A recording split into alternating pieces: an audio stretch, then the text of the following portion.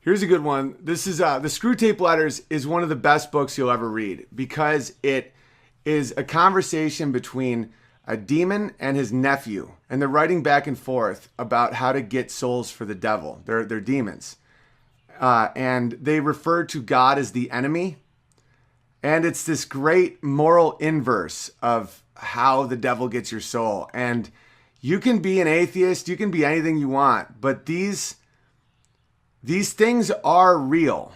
I'm not going to make the argument right now that God and the devil are real and there's a dude with horns in the ground and shit. That's not what I'm saying. That's a real easy way to discredit and not have to address moral arguments. But I know you guys, a lot of you guys are witnessing people losing their ability to feel or laugh or love or say anything honest or be in the moment or anything. And they're just becoming very vile and resentful. You see it on Facebook all the time. I was looking at Eric Nimmer's Facebook page, man. He's losing friends over people saying that this whole Trump border migration kids thing is comparable to the Holocaust. And simply for saying that it is not like the Holocaust, people are disowning him. And I thought black people had the free pass. So anyway, this is a great quote. It said, and I was texting with Nimmer yesterday. You know, he's going through chemo and he was nauseous. And I was like, "Can I help?" And he was like, "Oh no, man, I'll be good. You know, we're fighting it. The tumors are going down." But I'm like, "Dude, you know you're not going to die, right?" I go, and I'll tell you why, because you're not that lucky. You're going to have to see 2019 Facebook and 2020 Facebook when people get even worse. And we had a big laugh over that. But anyway, C.S. Lewis in the Screwtape Letters says, the more often he feels without acting, the less he will be able to ever act. And in the long run, the less he will be able to feel. And that's about getting souls. Like people that feel things and know things to be true that don't act upon them or don't live them, they end up not being able to feel anything. And they lose their sense of humor. It's almost like alcohol. Like I know myself, but I don't trust myself after 30 drinks, for example. And that's an absurd number, but just to give you an example of the type of drunk I'm talking about. It's the same with moral issues. If you bend the knee, you have to know that in the future, you won't be able to know yourself.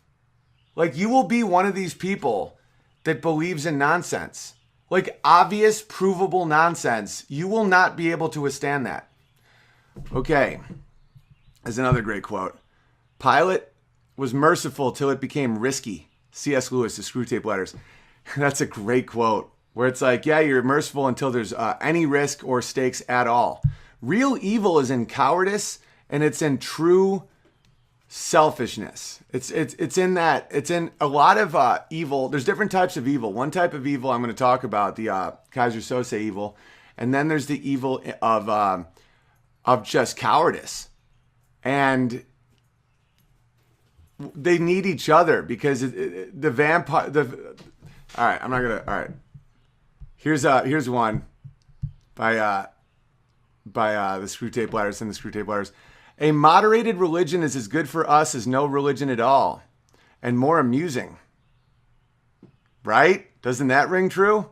Oh, just randomly, here's a tweet from the Pope. Do we really want peace? Then let's ban all weapons so we don't have to live in fear. Hey, no way. Here's an image of the Pope, surrounded by men with guns protecting him in a little bubble. So let's just all let these three things sit here for 1 second and just enjoy it.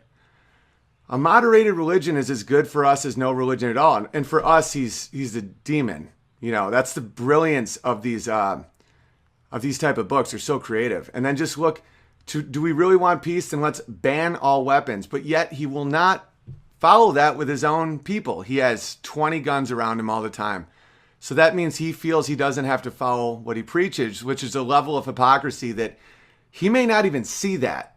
And that's because he's not good.